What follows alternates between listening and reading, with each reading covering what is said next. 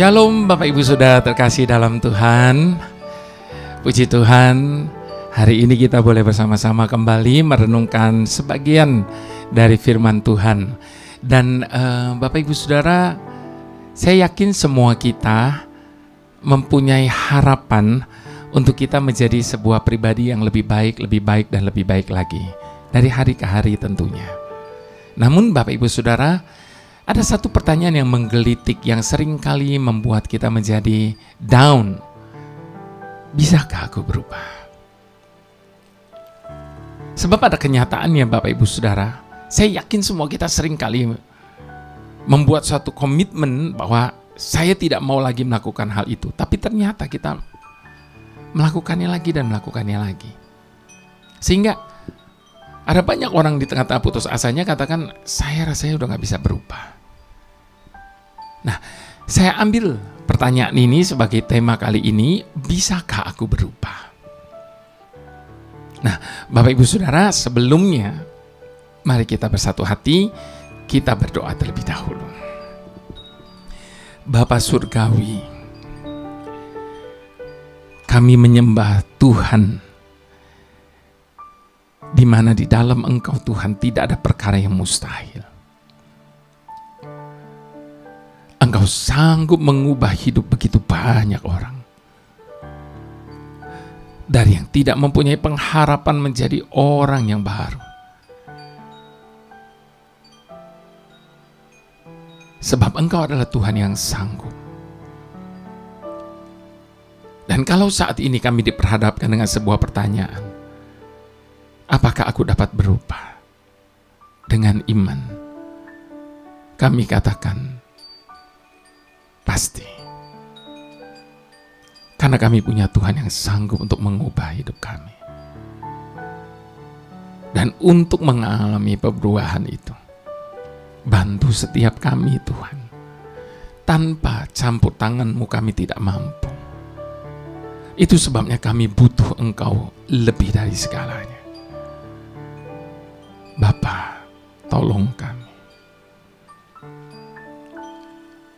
Tolong kami. Kami mau berubah. Kami mau menjadi pribadi yang selalu menyenangkan hati-Mu. Terima kasih Bapa. Kami serahkan hidup kami ke dalam tangan-Mu. Buat apa saja yang Kau mau buat dengan hidup kami. Dalam nama Tuhan Yesus. Amin. Kita buka Roma 7. Bapak Ibu Saudara, ayat yang ke-15 sampai ayat yang ke-25. Roma 7 ayat yang ke-15 sampai 25. Sebab apa yang aku perbuat, aku tidak tahu. Karena bukan apa yang aku kehendaki yang aku perbuat. Tetapi apa yang aku benci, itulah yang aku perbuat. Jadi jika aku perbuat apa yang tidak aku kehendaki, aku menyetujui bahwa hukum Taurat itu baik. Kalau demikian bukan aku lagi yang memperbuatnya, tetapi dosa yang ada di dalam aku. Sebab aku tahu bahwa di dalam aku, yaitu di dalam aku sebagai manusia, tidak ada sesuatu pun yang baik.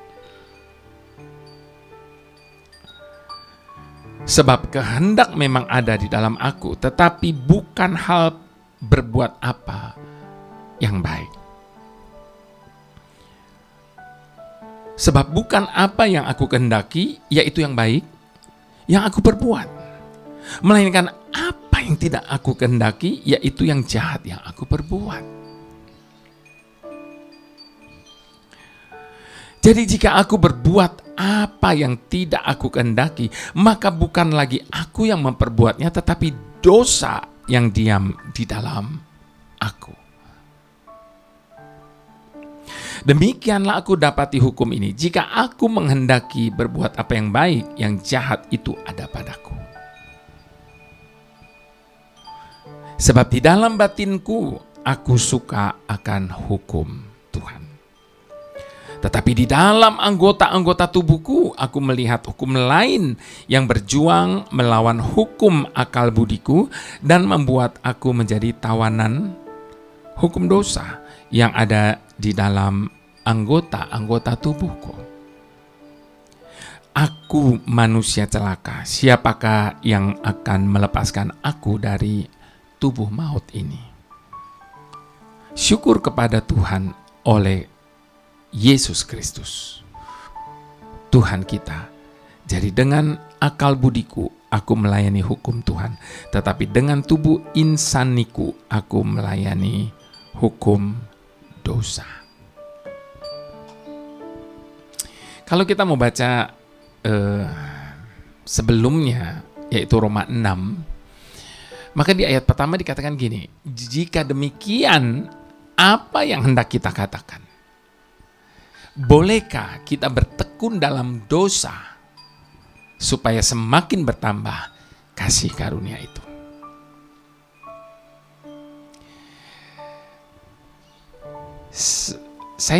Ini ada sebuah kisah, Bapak Ibu Saudara, tentang seseorang yang berkata begini, saya teringat kisah pertobatan ayah saya. Apakah setiap kita bisa berubah lebih baik dengan usaha kita sendiri?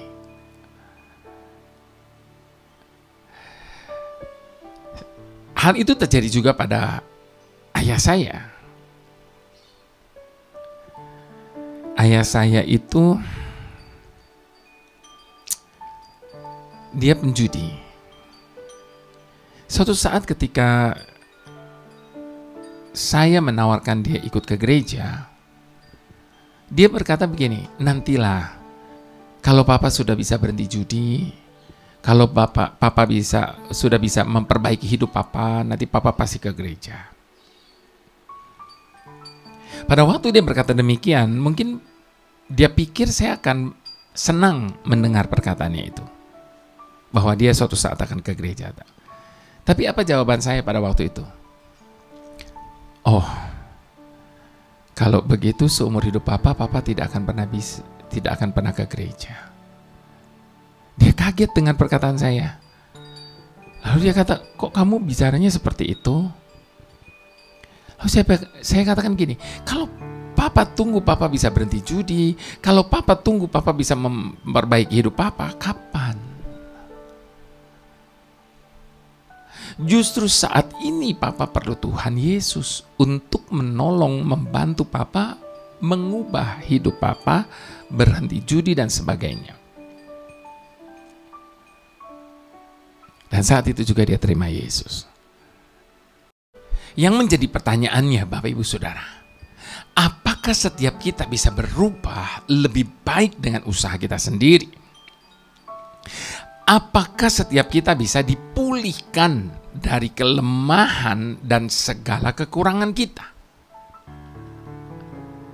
Lalu mengapa yang terjadi adalah betapa seringnya kita jatuh bangun dalam segala hal yang ingin kita hindari,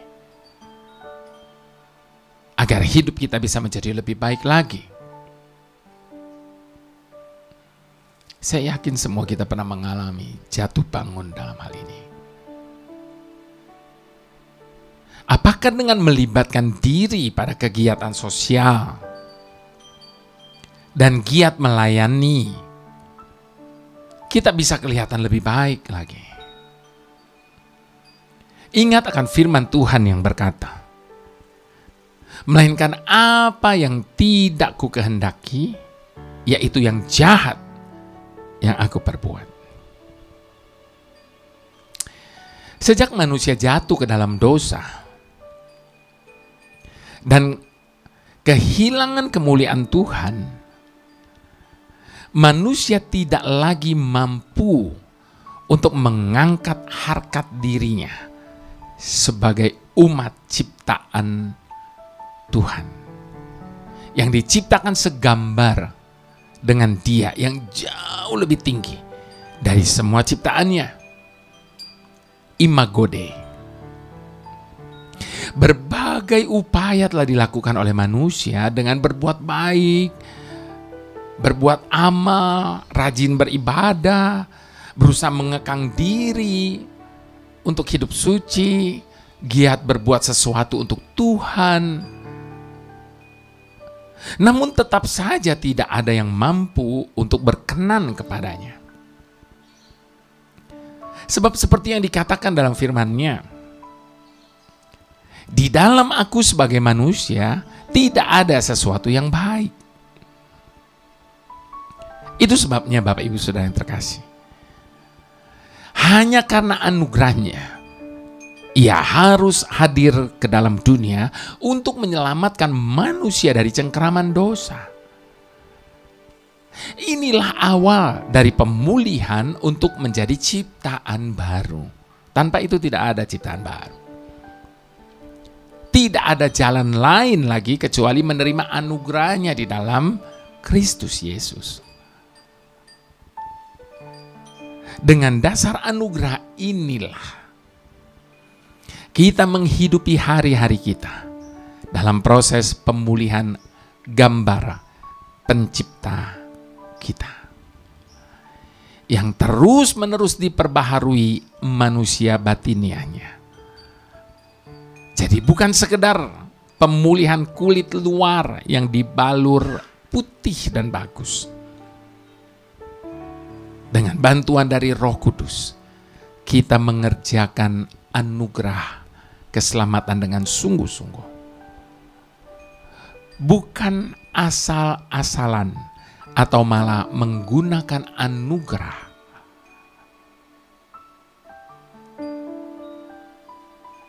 dengan sembarangan.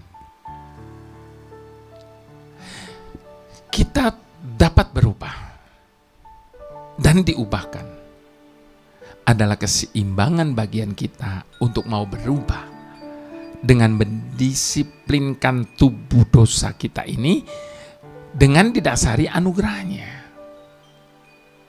Namun di sisi lain ada bagian Roh Kudus untuk mengubahkan kita dari dalam dengan peranannya, menginsyafkan dunia akan dosa, kebenaran, dan penghakiman,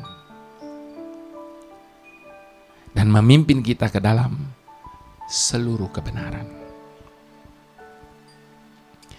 Jadi, kalau kita mau berubah dan dipulihkan menjadi ciptaan baru, terimalah anugerah di dalam Kristus. Dan berilah diri kita dipimpin oleh Roh Kudus terus-menerus. Dan jangan biarkan diri kita dikuasai oleh keinginan daging. Seperti tertulis dalam kitab Galatia 5 ayat yang ke-16. Hiduplah oleh Roh, maka kamu tidak akan menuruti keinginan daging. Kalau kita mau berubah dan dipulihkan menjadi ciptaan baru, terimalah sekali lagi anugerah yang besar itu dalam Kristus. Amazing grace. I once was lost, but now I'm found. Was blind, but now I see. Blind di sini bukan buta secara jasmani, tapi buta mata hati. Namun ketika mata hati kita dicelikan, kita baru melihat anugerah yang besar itu. Mengapa ada banyak orang mereject? Mengapa ada banyak orang menolak Kristus? Karena mereka buta. Mereka tidak bisa melihat anugerah yang besar itu. 2 Korintus 5 ayat 17 katakan, jadi siapa yang ada dalam Kristus, ia adalah ciptaan baru. Yang lama sudah berlalu, sesungguhnya yang baru sudah datang. Bukan dengan barang fana Kau membayar dosaku, dengan darah yang mahal, tiada noda dan celah. bukan dengan emas perak. Kau menebus diriku oleh segenap kasih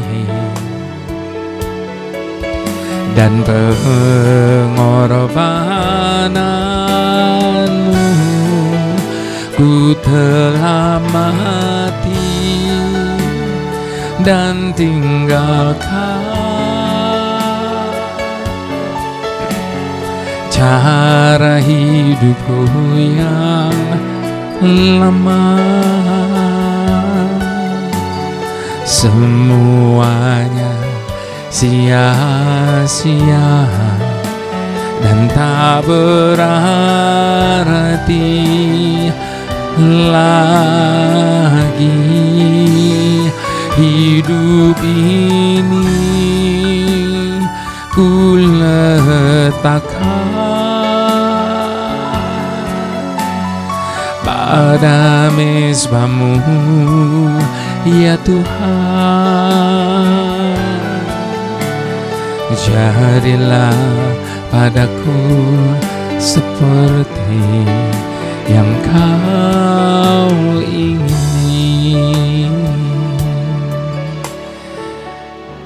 Mari, biarlah ini menjadi komitmen kita untuk kita boleh meninggalkan cara hidup lama kita yang sia-sia, sehingga perubahan itu dapat terjadi dalam hidup setiap kita. Sebab perubahan itu boleh terjadi, syarat yang pertama adalah kemauan. Kalau kita tidak mau berubah, bagaimanapun kita tidak akan pernah berubah. Tetapi ketika keinginan kita kuat untuk berubah, maka kita sanggup membayar harga seberapapun mahalnya itu, sehingga pembaruan itu terjadi dalam hidup setiap kita. Mari sekali lagi sama-sama kita mau katakan, bukan dengan barang fana Kau membayar dosaku, dengan darah yang mahal. Tiada noda dan celah, bukan dengan emas perak Kau menebus diriku oleh segenap kasih dan pengorbananmu. Ku telah mati dan tinggalkan cara hidupku yang lama. Semuanya sia-sia dan tak berarti lagi. Hidup ini ku letakkan pada mezbamu, ya Tuhan. Jadilah padaku seperti yang Kau ingini. Jadilah padaku seperti yang Kau ingini.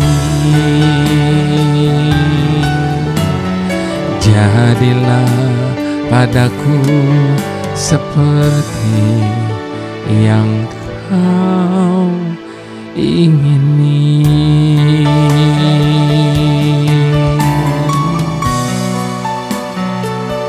ini hidup kami.